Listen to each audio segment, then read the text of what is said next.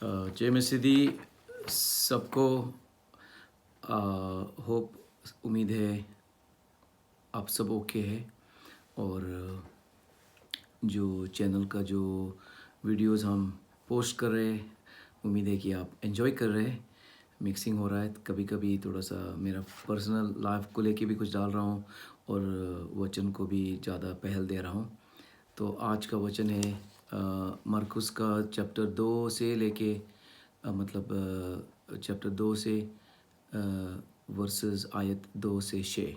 Chapter 2 of mark versus 2 to 6। बहुत ज़बरदस्त कहानी है, स्टोरी है। ये एक पैरालिटिक आदमी था और लकवे के मारे को की बीमारी थी। तो देखते हैं क्या हो जाएगा इसका। और एंडिंग में एक बहुत ख़ास गल करूँगा या एक ख़ास भाग होगा इस स्टोरी का। तो रेडी हो जाओ। So I am going to read from verses 2 to 6 Marcus का चैप्टर 2। कुछ दिनों बाद यीशु वापस कफरनहूम आया तो यहाँ समाचार फैल गया कि वहाँ घर में है। फिर वहाँ इतने लोग इकट्ठे हुए कि दरवाजे के बाहर भी तिल धरने तक को जगह न बची। देखो, जिधर भी यीशु जाता था उधर भीड़ बनती थी। जिधर भी यीशु जाता था भीड़ बनती थी। इतना भीड़ हुई थी कि उधर उधर जगह नहीं था। एंट्रेंस था, तेल धरने तक को जगह नहीं बचा।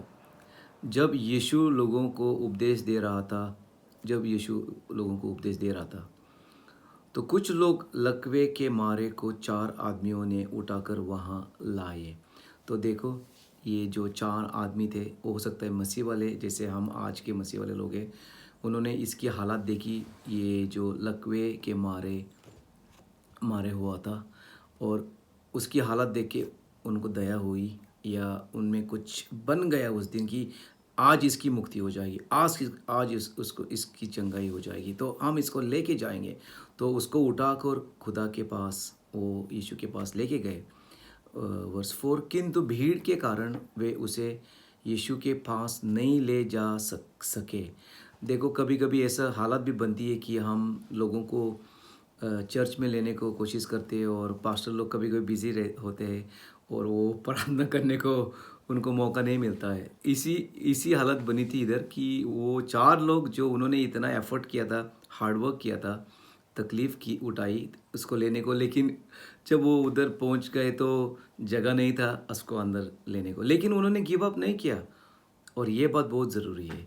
तो आगे जाके देखेंगे। इसलिए जहाँ यीशु था उसके ऊपर की छत का कुछ भाग उन्होंने हटाया, और जब वे खोद कर छत में एक खुला सुराख बना चुके तो उन्होंने जिस बिस्तर पर लकवे का मारा लेटा हुआ था उससे नीचे लटका दिया। तो उन्होंने क्या किया, वो घर वापस नहीं गए उसको लेके, इस पैरालिटिक बंदे को लेके वो वापस नहीं गए।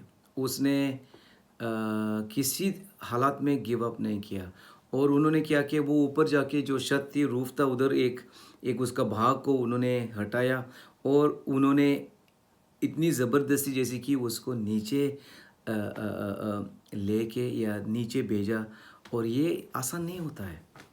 उस दुनिया का जो छत थी, वो आप स्टडी करेंगे तो फिर वो बहुत तगड़ी थी, तो बहुत उनको निकालना पड़ा। मेहनत किया उन्होंने, बहुत तकलीफ़ उठाई, बहुत हार्ड वर्क किया, और गिव अप नहीं किया। तो हमें भी ऐसा ही करने की बहुत लोड़ है। ज़रूरी है कि हम जब लोगों को लेके जाएंगे यीशु के पास, या चर्च में, या पास्टर के पास, या कलीजा के पास, या कोई प्रार्थना ग्रुप के पास, तो हमें भी कभी कभी मेहनत करना पड़ेगी, ताकि किसी की भलाई हो जाएगी, किसी का छुटकारा हो जाएगा, किसी को खुदा छुएगा, किसी को खुदा उस दिन उसकी मुलाकात हो जाएगी। तो देखो क्या हो जाएगा, क्या हो जा रहा है वर्स 5 में। उनके इतने गहरे विश्वास को देखकर यीशु ने लकवे के मारे से कहा, हे पुत्र, तेरा पाप क्षमा हुए।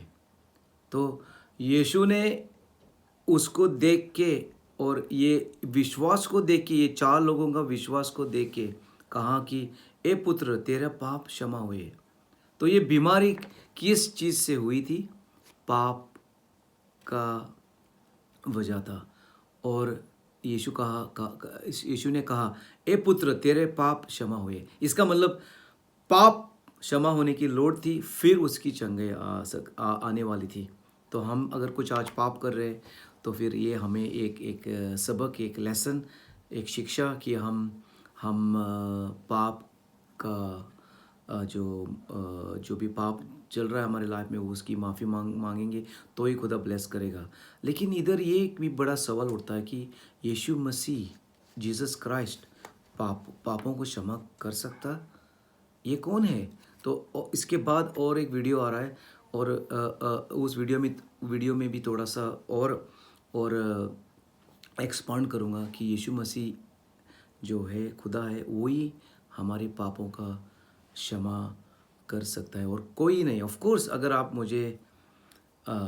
मेरे पर पाप करेंगे तो फिर मेरा फ़र्ज़ बनेगा आपको माफ़ करने को, वो हम इंसानियत लेवल पे कर सकते हैं। लेकिन जो अल्टीमेट जो पाप होता है, जो आखिरी का जो पाप का जो साफ़ सफाई करने वाला कौन है? सिर्फ यीशु मसीह। तो इधर इस बंदे को कहा कि आपका पाप माफ़ हुआ है और क्षमा हुई है, पाप की माफ़ी मिल रही है। और वर्स 6 में देखो क्या हो रहा है। उस समय वहाँ कुछ धर्मशास्त्री भी बैठे थे। वे अपने अपने मन में सोच रहे थे, यह युक्ति उस तरह बात क्यों करता है? यहाँ तो परमेश्वर का अपमान करता है। क्यों अपमान करता है? इंसल्ट क्यों करता है? क्योंकि यीशु ने कहा कि आपके पाप माफ़ हुआ है, पाप का क्षमा मिली है आपको। तो ये हैरान हो गए, सरप्राइज हो गए कि ये यीशु मसीह ये पाप माफ़ करने वाला है, ये कैसा हो सकता है? ऑफ कोर्स वो परमेश्वर था। फिर हम लास्ट हिस्सा पढ़ेंगे, परमेश्वर के सिवा और कौन पापों को क्षमा कर सकता है? तो ये लोग बोल रहे हैं कि परमेश्वर का सिवा और कौन पाप की माफ़ी को दे सकता है या पापों को क्षमा कर सकता है? कौन कर सकता है? सिर्फ यीशु मसीह। चंगाई देने वाला कौन? यीशु मसीह। छुटकारा देने वाला कौन? यीशु मसीह।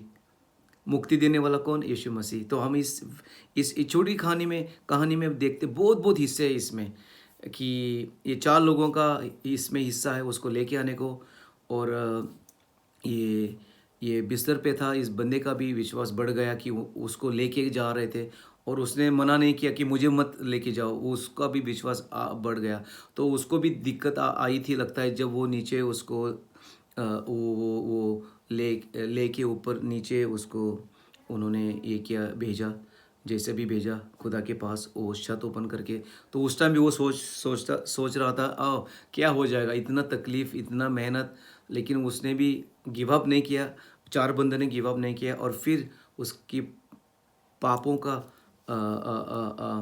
उसका पाप का भी सामना हुआ। और फिर ये लोगों ने कहा, कौन, यीशु के अलावा कौन कर सकते हैं माफ़ी, और यह माफ़ कौन कर सकता है? सिर्फ यीशु मसीह।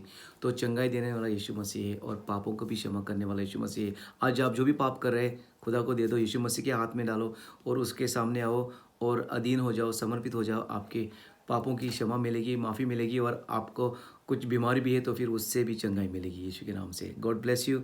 और चैनल लाइक हो रहा है, पसंद हो रहा है तो प्लीज़ सब्सक्राइब करो। God bless you.